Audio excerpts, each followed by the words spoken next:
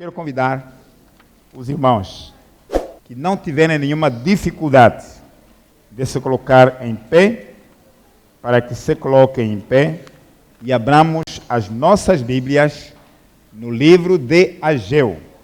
Ageu, capítulo 2. Vamos acompanhar a leitura pela tela. Ao 24º dia do mês nono, no segundo ano de Dário, veio a palavra do Senhor por intermédio do profeta Ageu, dizendo: Assim diz o Senhor dos Exércitos, pergunta agora aos sacerdotes acerca da lei, dizendo: se alguém leva carne santa na orla das suas vestes, e com ela tocar no pão, ou no guisado, ou no vinho, ou no azeite, ou em outro qualquer mantimento, porventura ficará isto santificado? E os sacerdotes responderam: não.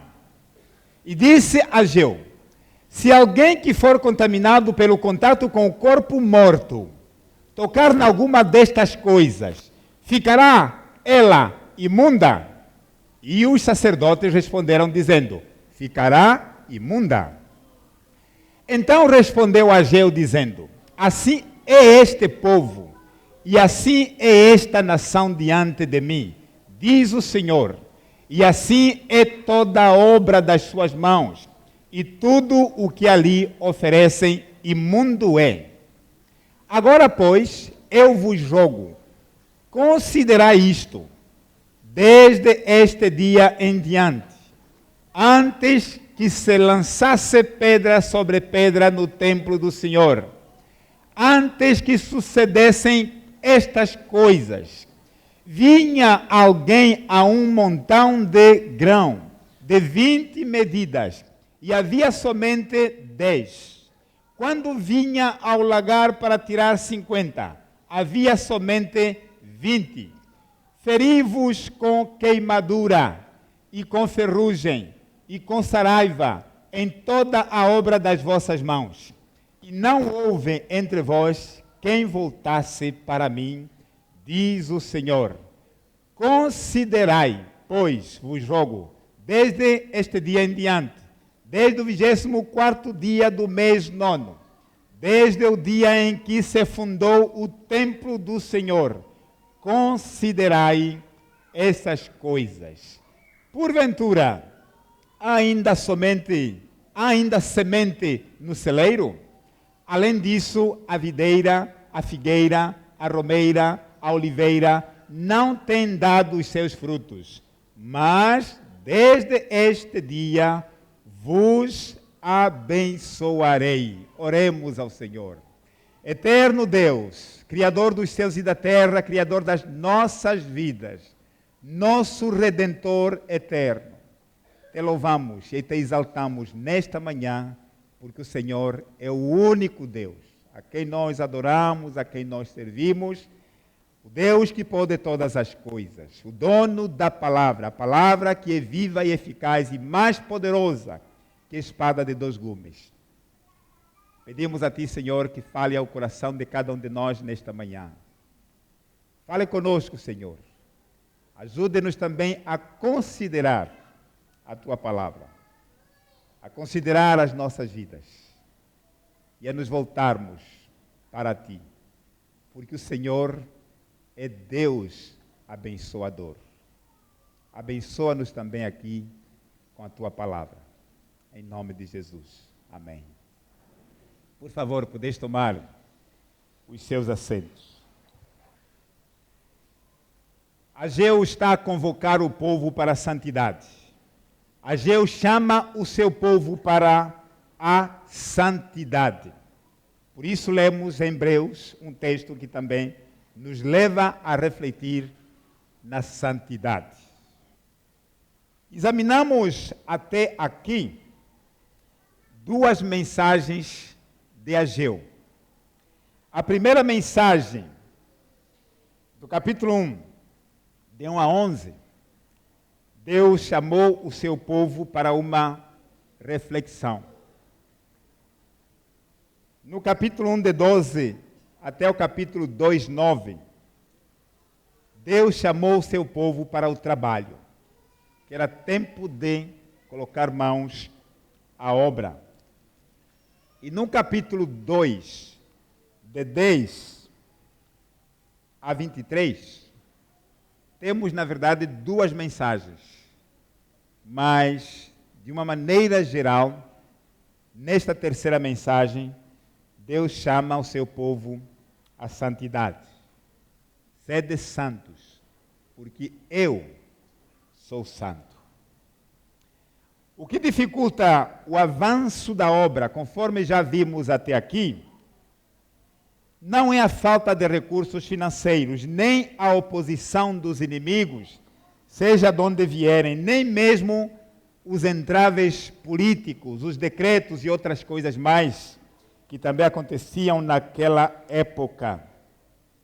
Mas o que impede o avanço da obra de Deus é o pecado. Um vírus que se chama pecado, uma doença que se chama pecado. E essa doença acompanha todas as gerações, todos os povos, todas as idades. Ainda ninguém está imunizado. Deus não requer do seu povo apenas rituais religiosos. Deus exige santidade. A obediência é melhor do que o sacrifício. Sem obediência, tudo o que colocamos nas mãos de Deus se torna imundo aos olhos do Senhor nosso Deus. O Senhor não pode aceitar nossas ofertas, nem aceitar nossas vidas, se elas estiverem contaminadas. Deus aceita a nossa oferta, mas primeiro aceita a nossa vida. Ou seja, Deus aceita antes a nossa vida. Aceita primeiro a nossa vida, depois a nossa oferta. A nossa oferta não deve passar à frente, mas sim a nossa vida deve ser santa em primeiro lugar. Primeiro, o Senhor se agrada do ofertante e depois da sua oferta, como nós encontramos lá em Gênesis capítulo 4, através da vida de Abel e Caim, encontramos uma grande ilustração de como deve ser a vida de adoração.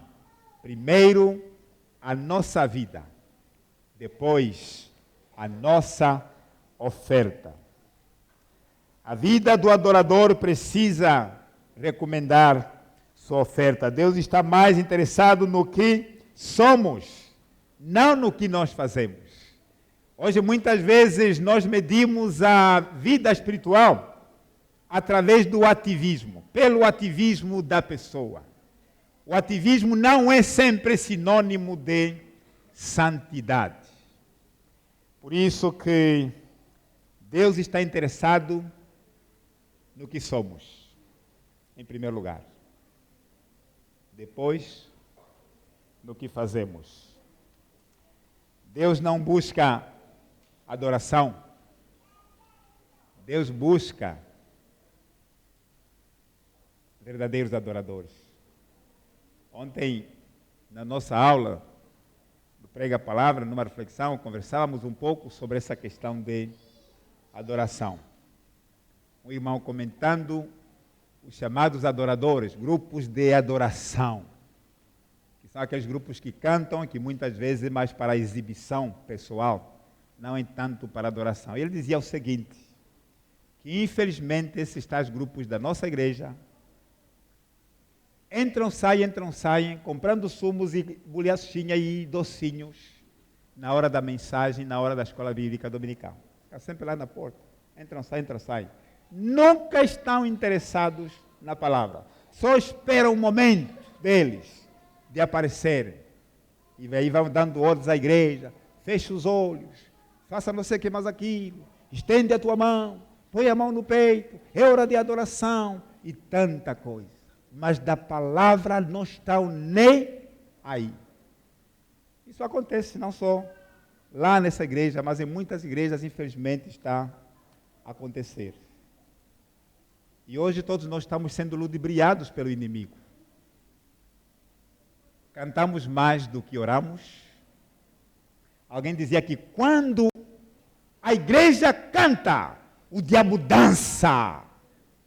Quando a igreja ora, o diabo treme. E nós hoje somos igrejas, às vezes que menos oramos, queremos mais cantos, mais cantorias. E a palavra também, com a qual Jesus venceu a tentação, porque está escrito. Palavra que traz santidade. Também, infelizmente, muitas vezes está colocada lá no último plano. E como se não bastasse, espero que não seja aqui. Estes telefones também estão a enganar muita gente. Estamos tendo vergonha agora de levar esse livro. É o que está acontecendo na vida hoje. É uma realidade, é uma constatação. Mas o mais grave ainda, não é o simples fato de ter o telefone. O mais grave é que na medida que as pessoas pegam nesse telefone, estão com ele aqui, parece que estão lendo a palavra, diáconos, fiquem atentos. Irmãos interessados na palavra, sentado ao vizinho, ao lado do irmão, que é você vizinho dele. Fique atento. Alguns estão mandando mensagem pelo WhatsApp, outros estão no Facebook, mas estão aqui.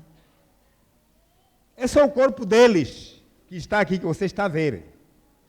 Ele está aqui nas redes sociais. O espírito dele não está aqui.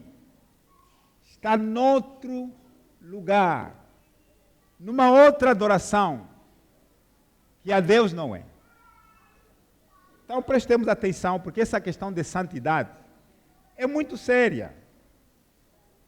Deus quer olhar para nós primeiro, a nossa vida. Dar oferta é coisa muito mais fácil. Fazer atividades é coisa muito mais fácil. Mas viver em santidade, aí onde está a grande questão. Por isso que Ageu convida o seu povo no seu tempo para a santidade. Ainda hoje, há muitos ritos e rituais e pouca santidade. Há muitos que fazem a obra, mas estão com a vida manchada. As obras, muitas vezes, estão contaminadas. Por isso que precisamos de alinhar a nossa vida com Deus. Por isso que quando a vida do adorador está contaminada, a sua oferta também está contaminada. Deus não aceita essa oferta. Deus não quer apenas que pisemos em seus átrios, mas Deus quer que nós nos acheguemos a Ele com reverência, com espírito de obediência. Aquela obediência que já estudamos há dias, que pode nos levar até a sacrificar nossas vidas. Aquela obediência que levou Jesus até a morte e morte de cruz. Obediência muitas vezes nos leva ao risco das nossas vidas. É essa obediência que, até lá no tempo de Samuel, ele já chamou a atenção ao rei Saul. Obedecer é melhor do que sacrificar. Deus exige a verdade no coração, a verdade no íntimo. Deus está muito mais interessado com o nosso coração do que com o nosso exterior. Por isso que a transformação ela tem que começar por dentro. Do capítulo 2, de 10 a 23, temos então as últimas duas mensagens do Senhor, através do profeta Ageu. Em primeiro lugar, ele vai falar sobre o pecado do povo em negligenciar o templo. O pecado do povo em negligenciar o templo contaminava toda a sua experiência. Porque Deus ordenou a construção do templo. E eles estavam desobedecendo. E essa desobediência era a nação. Então, aqui, nesses versículos, do versículo 10 a 14, ele fala sobre a contaminação. Os irmãos entenderam bem na mensagem. Ele está a falar sobre a contaminação. 2 meses e 3 dias, depois da segunda mensagem, 2 meses e 3 dias depois da segunda mensagem de Ageu, Deus, aquela mensagem que vimos que foi no dia da grande festa, não é? Foi o mesmo dia que Jesus também se levantou, o dia da grande festa. Era a festa dos tabernáculos, a festa das colheitas. Então, depois dessa data, dessa mensagem, então, Deus voltou a falar com o profeta Ageu. Por isso, logo no versículo 10, encontramos isso. No 24º dia do 9º mês, no 2º ano de Dário, a palavra do Senhor veio ao profeta Ageu. Interessante. O profeta, enquanto Deus não fala com ele não fala nada. Ele só fala quando Deus fala com ele. Depois de 2 meses e 3 dias, ele agora volta a ouvir a voz do Senhor e ele fala de novo ao povo. Quem se dirige ao povo por meio do profeta é o Senhor dos exércitos. Já falei isso desde o início, que é uma frase que se repete várias vezes. Assim diz o Senhor dos exércitos. É aquele que domina sobre as hostes celestiais e sobre todos os reinos da terra. É aquele que comanda a humanidade, aquele que está no trono e que faz acontecer todas as coisas. Ele decreta a partir do céu e aqui na terra as coisas acontecem, porque a sua vontade é soberana. Até mesmo aquilo que nós não entendemos. Por isso que Ageu sempre se apropriava desta palavra. Não sou eu que estou a falar, mas é o Senhor dos exércitos, aquele que domina os céus e a terra, aquele que tem todo o poder em suas mãos, aquele que tem toda a autoridade e todo o poder nos céus e na terra, manda a vocês esta mensagem. O soberano, o Senhor, dá ordem para que consultem os sacerdotes. Consultem os sacerdotes acerca dos rituais da contaminação e também da purificação. O Antigo Testamento tinha rituais de purificação e tinha rituais também de contaminação. O que contamina e o que purifica o povo de Deus ou o ser humano. Os sacerdotes ensinavam e também interpretavam a lei para o seu povo. Se nós fôssemos lá em Deuteronômio capítulo 33, versículo 10, nós encontraríamos esta mensagem, de 8 a 10. Deuteronômio 33, de 8 a 10, encontramos a missão dos sacerdotes. Então, Malaquias também, no capítulo 3, capítulo 2, aliás, Malaquias 2, versículo 7, também traz exatamente o mesmo conteúdo. Esta, pelo menos, eu vou lhe dizer assim. Os lábios do sacerdote devem guardar o conhecimento, e da sua boca os homens devem procurar a instrução na lei, porque ele é o mensageiro do Senhor dos exércitos. Os profetas recebiam novas revelações de Deus, ao passo que os sacerdotes tinham a palavra final sobre o significado da lei que o Senhor mandou. Também Jeremias 18 fala exatamente sobre isso. Foram feitas 2 perguntas interessantes, mas também, por outro lado, perguntas intrigantes aos sacerdotes. Vejam a pergunta que o profeta manda fazer aqui. A primeira pergunta é sobre santidade. E a segunda é sobre contaminação. Em seguida, temos duas respostas, sendo a primeira negativa e a segunda positiva.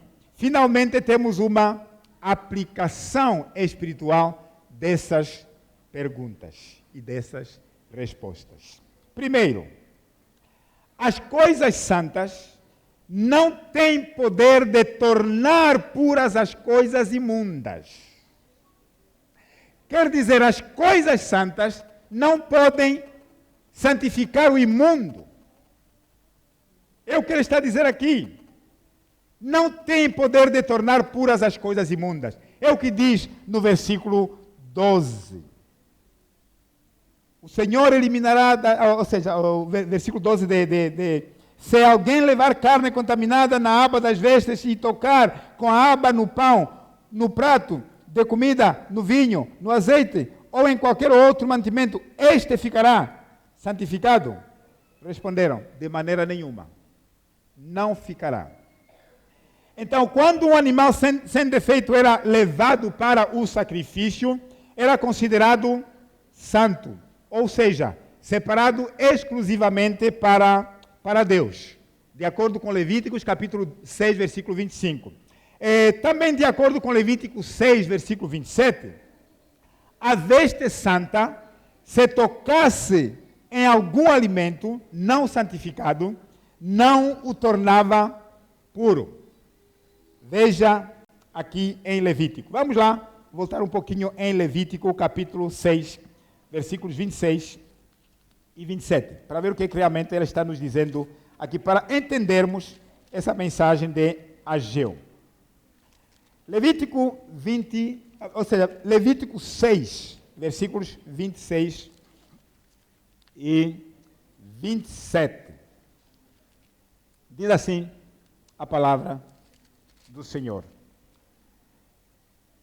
Estes são Arão e Moisés, os quais o Senhor disse, tirai, estou em Êxodo, desculpa, Levítico capítulo 6, versículos 27. Então diz assim a palavra do Senhor. O sacerdote que a oferecer pelo pecado a comerá em lugar santo, no átrio da tenda da revelação. Tudo o que tocar a carne da oferta será santo.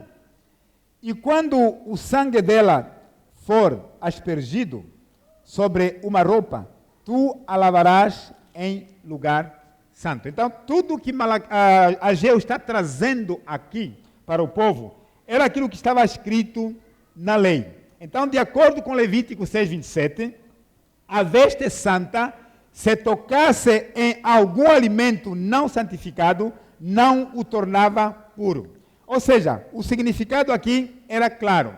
A santidade não pode ser transmitida de um objeto para outro, nem de uma pessoa para outra. Razão pela qual, na mesma família, tem pessoas santas, tem pessoas não santas, mas são filhos do mesmo pai, são filhos da mesma mãe. Então, é isso que ele está querendo nos ajudar a entender aqui. A santidade não se transfere. Pelo contrário, o que era cerimonialmente imundo, contaminava tudo aquilo que tocava. De acordo com Números 19, versículos 11 a 22, depois você pode conferir em casa, um homem saudável, é o que está dizendo aqui, não pode comunicar saúde a um filho que está doente. Porque senão, nós não levaríamos mais os nossos filhos à consulta. Porque se a mãe ou o pai é saudável, então era só abraçar o seu filho e logo contaminava-o com a sua saúde, transmitia a saúde dele para outro, o que não acontece. Então, mas, lembre-se, o filho enfermo, ou a esposa enferma, ou o marido enfermo, seja lá quem for enfermo, em que partilhamos a vida, pode transmitir a sua doença a alguém que é saudável. Alguém que é saudável. Então, é exatamente o que está acontecer aqui. Bom, hoje já tem muito mais fácil explicar isso, em razão das máscaras, né? Vocês estão ajudando, não estão ajudando, mas é exatamente o que acontece. Que, apesar de que a política de hoje já é muito complicadíssima mesmo, que até não cabe na cabeça de um indivíduo saudável, porque se alguém é saudável, então ele não transmite doença. Mas só na nossa época é que alguém saudável, vacinado, ainda transmite doença para outra pessoa, o que é uma coisa que é fora do normal. Até fora da ciência também, porque ciência não pode ser. Porque as outras ciências que já surgiram já mostraram que quando alguém é vacinado, completamente está imunizado, passa nos cães cheios de raiva, pode ele morder e ele está completamente imunizado. Mas é o que se vê, que os doentes contaminam os que estão saudáveis. Então, o que está trazendo aqui a realidade de que é muito mais fácil os pecadores influenciarem os santos do que muitas vezes os santos influenciarem os pecadores. É a razão pela qual que precisamos de estar muito atentos, porque o liberalismo, que é pecaminoso, é que está penetrando na igreja e a vida fácil, cristianismo barato, mais fácil, inovado, modernizado, está a entrar com muito mais facilidade na igreja do que um cristianismo sério, manter-se firme e contaminar os pecadores. Essa reflexão que Ageu está trazendo para o seu tempo e que serve também para os nossos dias de hoje. Um pai saudável não transmite doença, não transmite saúde para o filho doente, mas o filho doente pode transmitir doença para o pai saudável. Em segundo lugar, as coisas imundas têm o poder de contaminar as coisas santas. Versículo 13.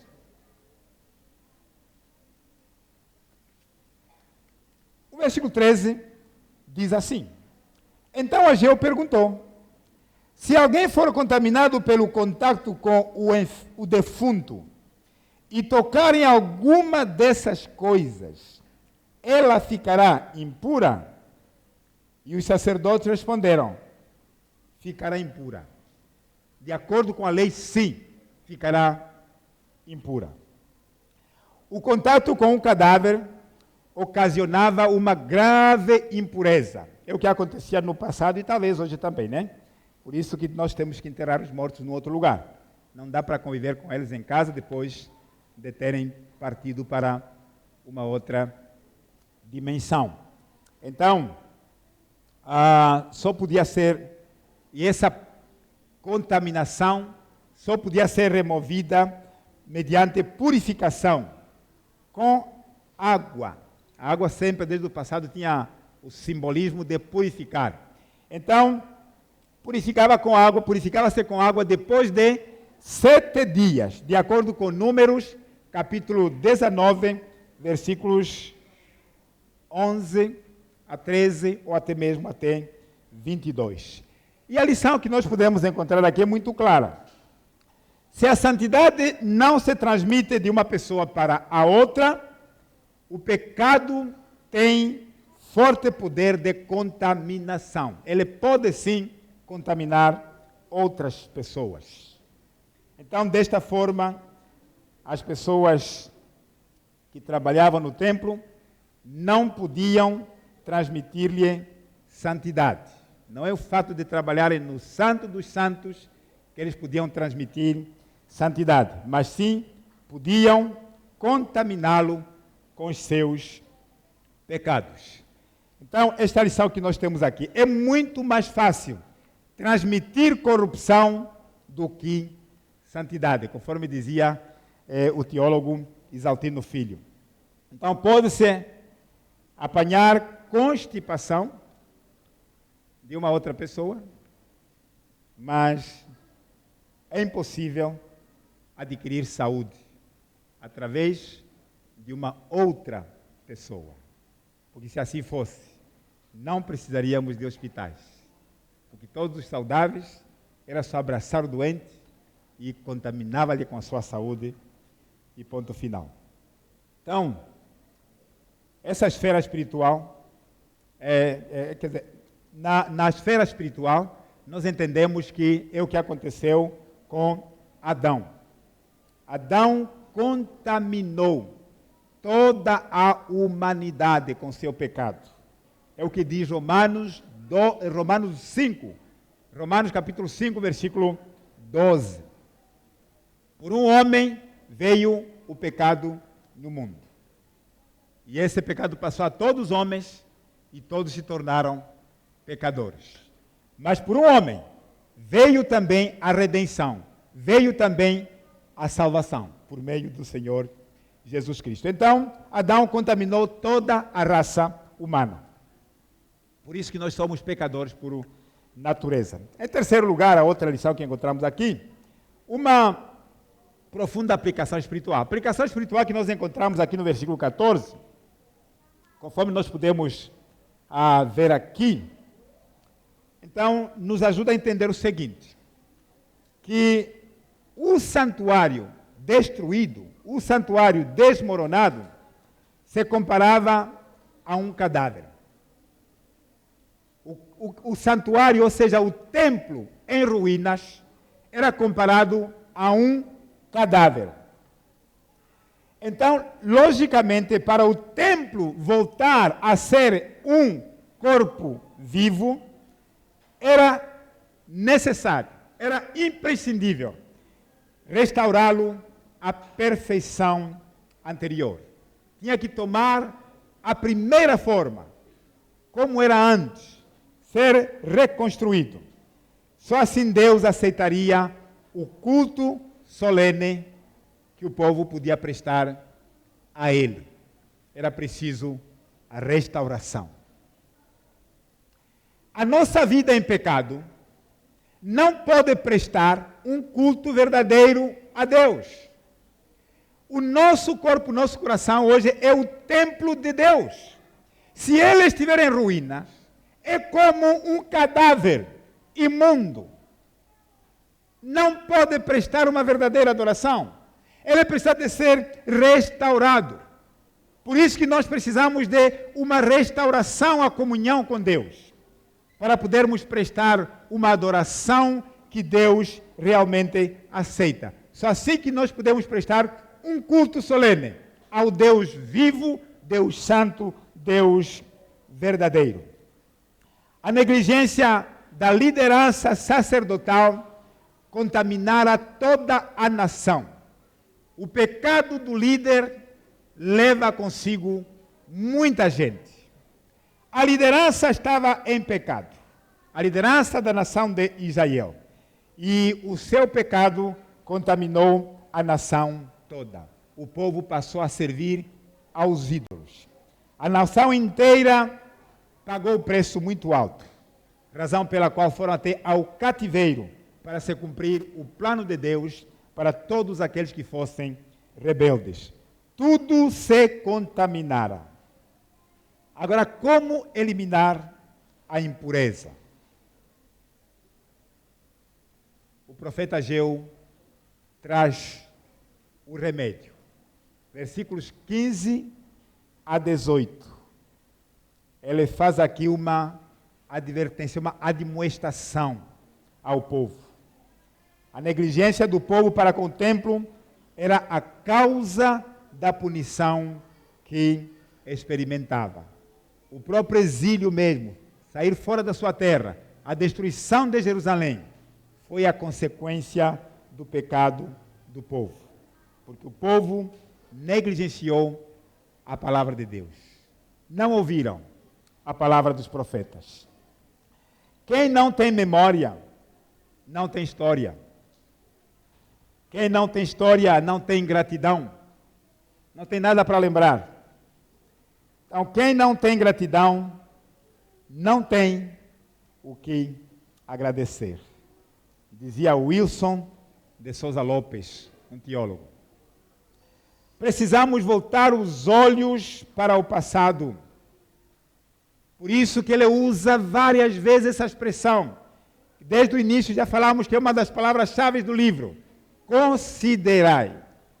Considerai a vossa vida. Considerai o vosso passado. Olhem para vocês mesmos. Tomem nota. É assim mesmo que vocês vão andar. Então, precisamos voltar os olhos para o passado, a fim de ler o presente e também a fim de nos prepararmos para o futuro. Aquele que realmente aprender com os erros do passado, possivelmente já nos cometerá no presente nem no futuro. Por isso precisamos de prestar atenção, considerar também o nosso passado. Então, mais uma vez, o profeta estava conclamando o povo a considerar o que estava a acontecer com eles naquele exato momento. Precisavam de voltar os olhos para o passado. Voltar os olhos para o passado nos ajuda a também entender o nosso presente e também a marchar rumo ao futuro. Precisamos de olhar para aquilo que já aconteceu e tirarmos uma lição. Sem discernimento, nós nos tornaremos piores do que uma mula, do que um boi. Como dizia o salmista, Isaías, o profeta, no capítulo 1, versículo 3. Quando um homem não considera o seu passado, ele vai ser pior que um boi. Vai ser pior que uma mula. Como dizia o salmista no Salmo 32, versículo 9. O povo precisa de discernimento. Mas o que precisa discernir? O que o povo precisa discernir? Em primeiro lugar, a negligência na obra de Deus trouxe sérios prejuízos. No versículo 15 e 16, os irmãos podem observar o seguinte: agora considerai o que aconteceu, o que acontece desde aquele dia. Antes que se lançasse pedra sobre pedra no templo do Senhor, quando alguém vinha a um montão de trigo, esperando tirar 20 medidas, encontrava somente 10, metade da produção. Aquele que esperava na vinha espremer 50, somente 20. Mais de metade ainda. Isso é decadência. É o que estava a acontecer aqui. A construção do templo estava parada há cerca de 16 anos, por causa da procrastinação, por causa da negligência do povo, por causa do pecado do povo de adiar aquilo que podia fazer hoje para amanhã, por causa do pecado de não priorizar a obra de Deus, não colocar Deus em primeiro lugar, Deus acima de todas as coisas. Esse desprezo pela casa do Senhor desencadeou o desgosto de Deus. Deus ficou desgostoso. Deus ficou irado com seu povo. Deus não gostou. E então, a manifestação foi essa, a subtração drástica das suas colheitas. Deus reduziu, Deus diminuiu as colheitas, atingindo uma diminuição de 50% de trigo, mas também de 60% do vinho. Houve uma diminuição. Os campos foram também afetados, porque Deus é que abençoa a plantação. O homem pode até usar vários fertilizantes e todas as tecnologias agrícolas para uma boa produção, mas se Deus não colocar a sua mão, não vai acontecer nada. Todos deviam entender que Deus está no trono em todos os detalhes da vida. Os campos foram afetados e as lavouras diminuíram suas safras em virtude do pecado do povo. A história se repete. A partir do momento, lá em Gênesis, quando Deus amaldiçoou a terra por causa do pecado do homem, por tua causa, a terra produzirá abrolhos e espinhos. Agora você vai ter que suar para comer o pão de cada dia. A terra foi amaldiçoada não porque ela pecou, mas porque o homem pecou.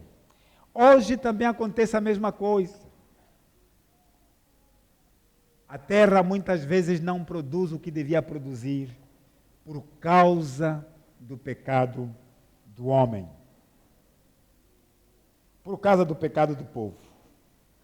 Lá em Êxodo capítulo 1, versículo 5, o povo saiu do cativeiro com o propósito de construir o templo do Senhor. Já falamos isso outras vezes. Mas o povo não cumpriu o seu voto. Hoje também o povo de Deus faz muitas promessas ao Senhor. Faz muitos votos. Sobretudo na passagem do ano, né? Quando o ano começa, quando acontecem algumas coisas na vida, não é? Quando Deus sacode as nossas vidas, às vezes nos balança, às vezes nos dá uma boa pancada. Depois disso nós acordamos e aí fazemos votos. A partir de agora mesmo, eu agora vou ser isto, vou ser aquilo. A partir de agora eu vou dar isto, vou dar aquilo. Muitas promessas. Eu vou fazer isto, vou fazer aquilo. Votos feitos na obra, votos feitos na hora quando nós estamos doentes. Quantas pessoas, quando estavam quase à beira da morte, parece que estavam mais do lado de cá do que de lá. Senhor, se o Senhor me ajudar a sair dessa, eu vou ser bom cristão. Eu vou ser um cristão exemplar, eu vou ser uma mulher cristã daquelas mesmo bem dedicadas, bem consagradas. Depois que a doença passa, Deus às vezes já não faz parte da história. Não, aquele médico foi muito bom. Aquele medicamento que me receitaram, não, foi muito bom. Foi tiro e queda. Aí muito bem. Deus já não está mais na história. O ser humano é ingrato. O ser humano é exatamente esse. Aconteceu com eles. Saíram lá da Babilônia. Se o Senhor nos livrasse do cativeiro mesmo, nós vamos voltar para a nossa terra. Vai ser maravilha. E nós vamos ser os mais fiéis do que os nossos pais que pecaram, que fizeram com que viéssemos aqui no cativeiro. Vamos construir a obra. Foi esse o apelo. Quais que estão dispostos para voltar a Jerusalém para construir a casa do Senhor? Nós. Eu. Quando chegaram lá, esqueceram do voto que eles fizeram ao Senhor. Senhor, este ano mesmo eu vou ler a Bíblia toda. Alguns fizeram esse voto. Nem um capítulo leram até hoje. Interessante, né? Como nós somos piores até do que o povo de Ageu. Eu acho que nós somos piores. E nós temos melhores condições do que eles tinham. Então, eu vou contribuir mais para a tua obra. Senhor, se me livrar dessa mesmo, agora vou ser um dizimista fiel. Logo que recebo o primeiro salário, já era. Surgiram já os planos. Olha, precisamos de fazer isto, mais aquilo, pagar esta conta, pagar aquela, o que sobrou. Não, também não chega. Um dia, fica para a próxima. E assim vamos caminhando. Estamos atraindo maldição para nós mesmos. Não estamos a ser santos. Lembre-se, você não está a ser santo. Deus está interessado no teu coração. Deus está interessado, Ele procura verdadeiros adoradores. Ele não está a procurar adoração. Está a procurar pessoas que o adorem em espírito e em verdade. Pessoas que primeiro deem a sua vida a Ele. Como os coríntios, os macedônios. deram-se primeiramente ao Senhor. Depois deram as ofertas de qualidade. Deram acima das suas possibilidades. Porque eles se entregaram primeiro ao Senhor. Deus está interessado em nossa vida. Que sejamos o que Deus realmente quer que sejamos. Tantas coisas, né? Este ano mesmo vou me batizar. Não, este ano já não passa mesmo, eu vou me batizar. Primeiro mês, segundo mês, quando assusta, o ano acabou, não se batizou de maneira nenhuma. Este ano vou tomar uma decisão, vou entregar a minha vida a Jesus. Este ano mesmo, este mês, até não é este ano, este mês. Os dias vão passando. Está mais caminhando para o inferno do que para o céu. Cuidado com os nossos votos. Melhor não votar do que votar e não cumprir. Segundo, o pecado atrai inevitavelmente a disciplina de Deus. O pecado atrai o juízo de Deus.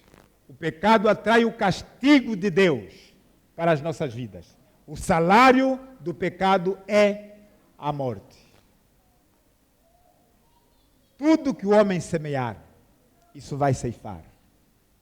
Nós próprios semeamos. E muitas vezes, na hora da colheita, queremos lamentar. Às vezes queremos até culpar Deus pela colheita que nós mesmos semeamos.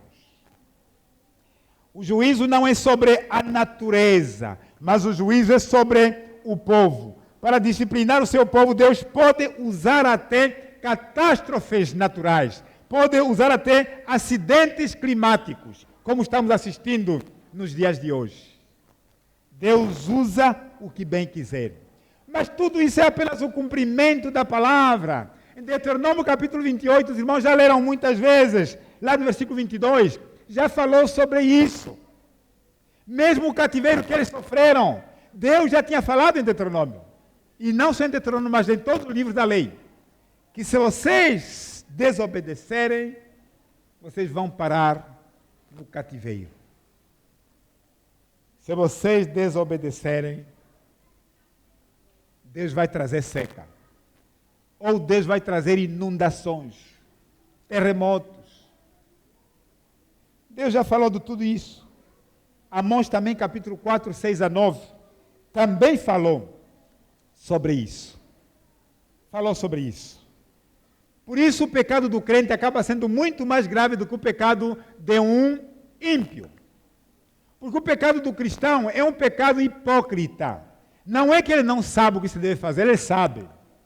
Hoje muitas pessoas dizem, não, mas temos que ensinar, porque os irmãos ainda não sabem. Há muitos irmãos, meus queridos irmãos, não é falta de ensino, é rebelião.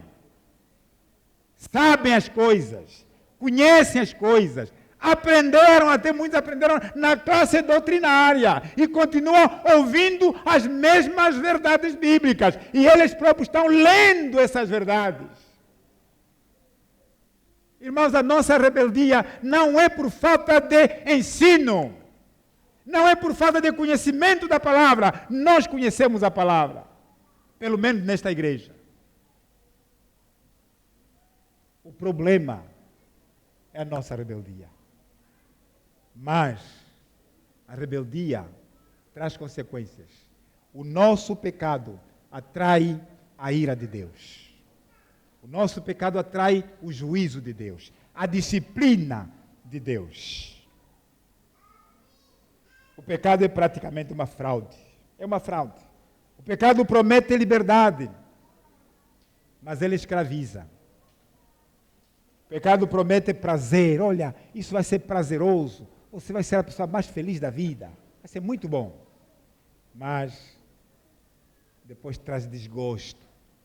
Traz desgosto. Pecado não compensa. Pecado promete vida. Olha, isso é que é vida. É curtição, jovem. Aproveitemos o nosso tempo. A vida é curta. é curta mesmo. E como está sendo curta a vida dos jovens? É mesmo curta assim. Porque esse pecado promete vida, mas está a matar muita juventude. Se quiser, vai nas estatísticas lá do cemitério. Ou lá da morgue. Pega a idade dos que estão a morrer mais. E pergunta por quê. Por causa da rebeldia. É a camada mais rebelde que temos. A juventude. Por isso é que mais morre. Pelo menos aqui em Angola. Para não dizer no mundo. Pecado mata. Terceiro, temos a disciplina de Deus, que sempre traz consigo, visa o arrependimento. Deus quer que as pessoas se arrependam. A disciplina de Deus sempre visa arrependimento do faltoso. Lá no versículo 17 do nosso texto. Eu atingi todo o trabalho das vossas mãos, com mofo, ferrugem e granizo, mas ninguém dentre vós voltou para mim, diz o Senhor. Ninguém voltou para mim. A disciplina de Deus não visa destruir o seu povo. A disciplina sempre tem como propósito trazer a pessoa de volta, salvar o ser humano. O plano de Deus não era que seu povo fosse no exílio. O plano de Deus não era de salvar o seu povo no pecado, mas que era salvar o seu povo do pecado. Então, a disciplina do Senhor não visa afastar o transgressor, mas a disciplina do Senhor visa trazer de volta o povo, aproximar o povo da sua santa presença. Por isso, é doloroso constatar que o povo endureceu o seu coração e não se voltou para Deus a despeito da sua disciplina. Mesmo sendo disciplinado, o povo não deu ouvidos. A transgressão estendeu-se a todos e o arrependimento não alcançou ninguém.